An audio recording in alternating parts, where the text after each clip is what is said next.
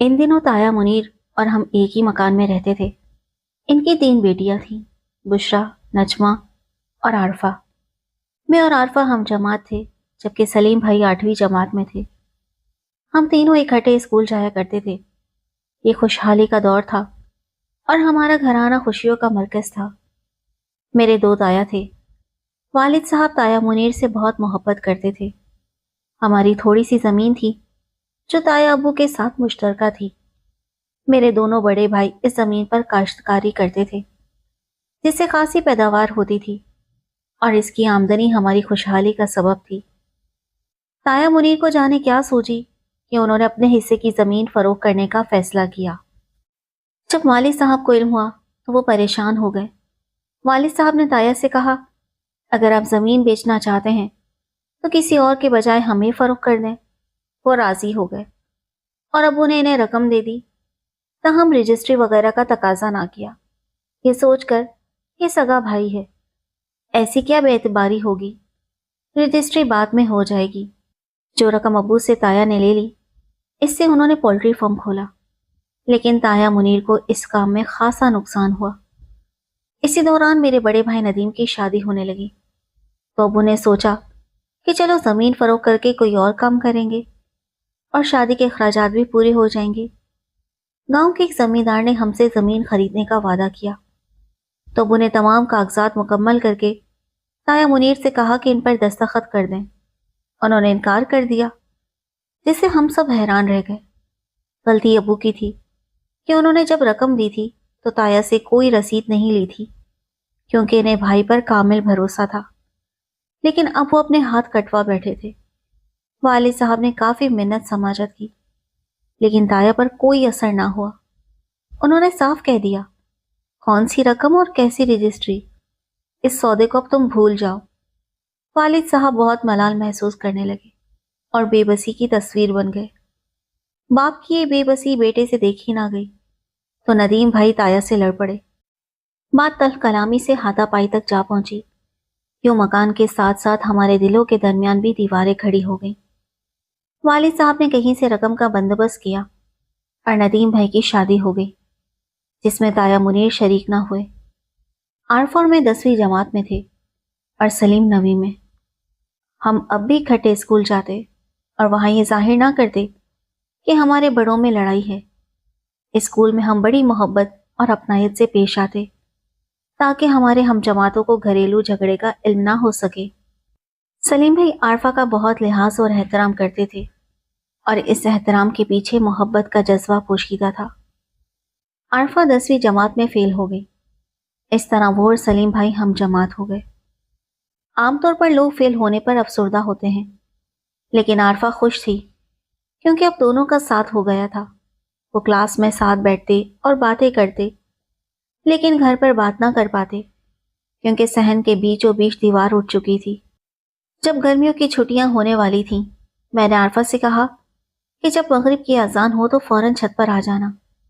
وہ کہنے لگی، جب تم چھت پر آؤ تو سلیم سے بھی کہنا کہ وہ بھی آئے۔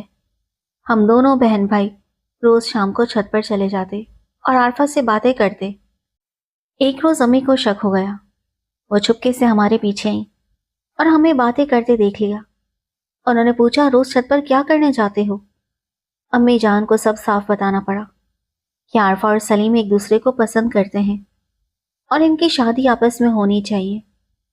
امی نے ابو سے بات کرنے کا کہا۔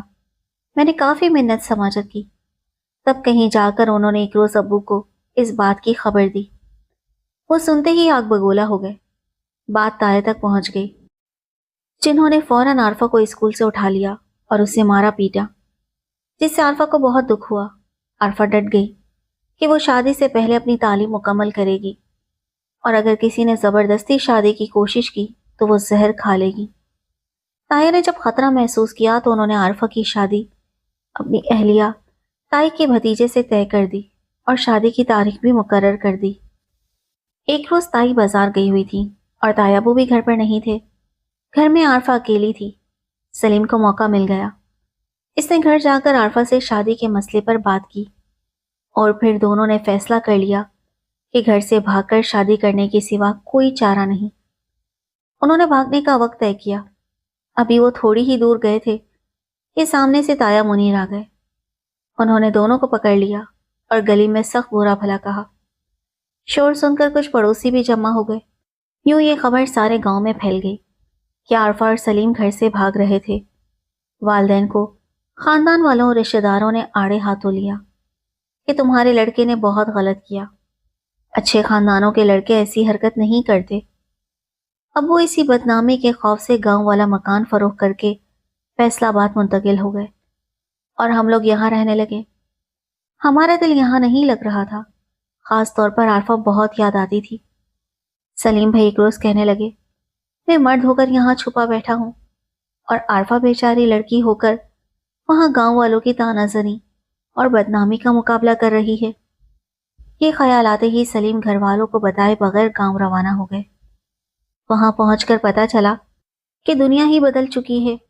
ایک کزن نے سلیم کو بتایا کہ تمہارے جانے کے بعد عارفہ پر سخت پابندیاں لگا دی گئی ہیں، وہ گھر سے باہر نہیں نکل سکتی اور اسے تشدد کا نشانہ بھی بنایا گیا۔ چند روز بعد اس کی ماموں اور ممانی آئے۔ ان کی شادی کی تاریخ مقرر ہو چکی تھی۔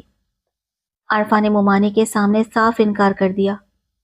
ایک تو بھاگنے کی بدنامی اور اوپر سے شادی سے انکار۔ والدین سخت برہم ہو گئے، وہ کسی کو منہ دکھانے کے قابل نہ رہے۔ غصے میں انہوں نے عارفہ کو اتنا مارا کہ اس کا بازو ٹوٹ گیا۔ چیخو پکار سن کر پڑوسی آ گئے اور عارفہ کو چھڑایا۔ انہوں نے والدین کو سمجھایا کہ بیٹی پر اس طرح ہاتھ اٹھانا مناسب نہیں۔ بازو کی تکلیف کی وجہ سے عارفہ بری طرح کراتی رہتی۔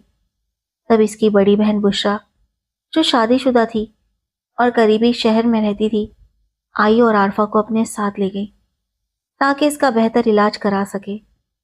اس کے دیور ڈاکٹر عارف نے بڑی دل جمی سے علاج کیا اور جب انہیں عارفہ کے حالات کا علم ہوا تو انہوں نے دلی ہمدردی محسوس کی۔ ڈاکٹر عارف نے اپنی بھابھی سے کہا، اگر عارفہ مجھ سے شادی پر راضی ہو جائے تو میں اسے زندگی کی تمام خوشیاں دوں گا تاکہ وہ اپنے پچھلے غم بھول جائے۔ ایک امید افزا بات تھی کیونکہ عارفہ پر بدنامی کا داغ لگ چکا تھا اور گاؤں میں اس کی شادی کا امکان تقریباً ختم ہو چکا تھا۔ یہ پیشکش بری نہیں تھی، لیکن سارا معاملہ عارفہ کی رضامندی پر منحصر تھا۔ بڑی بہن نے دبے لفظوں میں عارفہ کو سمجھانے کی کوشش کی تو وہ غصے میں آ گئی۔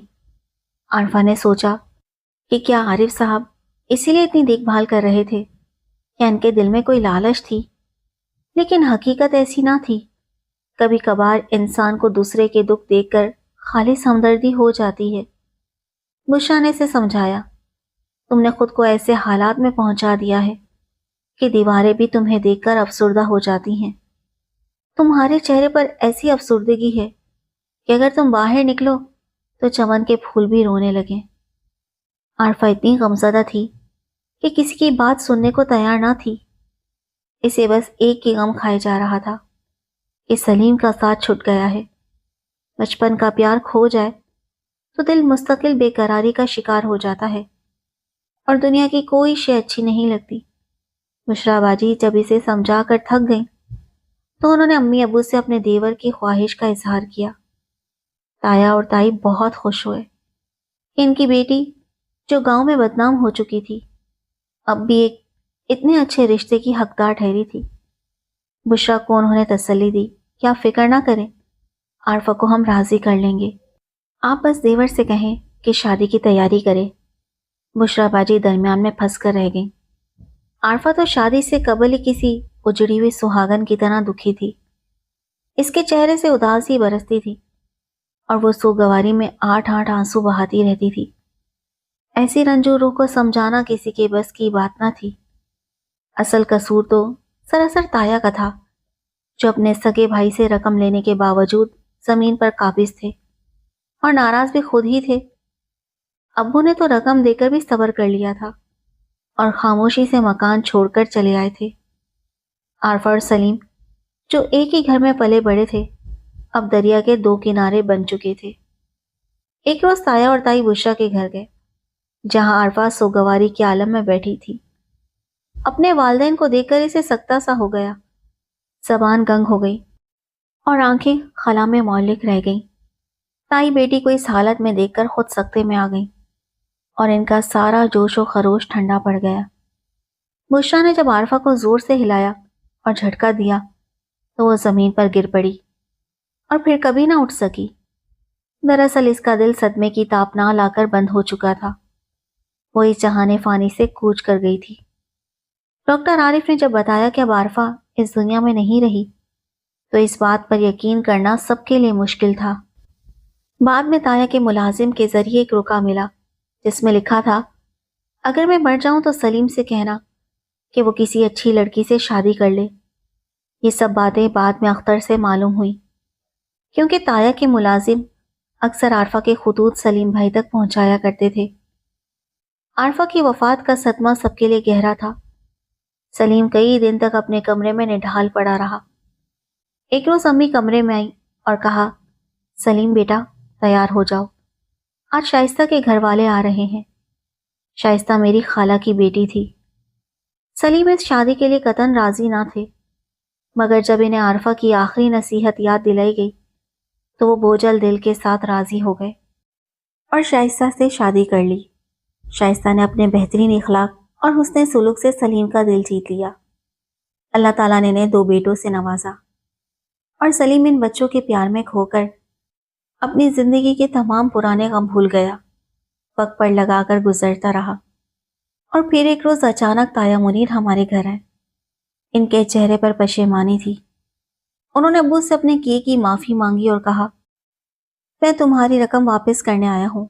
तुम चाहो तो इस पर मुनाफा सूद ले लो या जमीन का कुछ जायद हिस्सा रख लो, क्योंकि मैंने तुम्हारे साथ बहुत ज्यादती की थी और मुझे इसकी सजा भी मिल गई।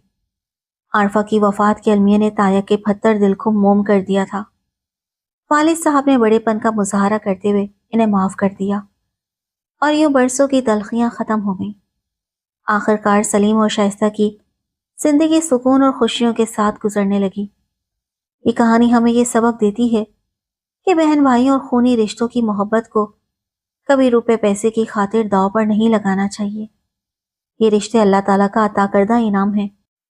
इन्हें हर हाल में संभाल कर रखना चाहिए, क्योंकि जायदादें वापस आ सकती हैं मगर बिछड़ जाने वाले इंसान कभी लौट कर नहीं आते।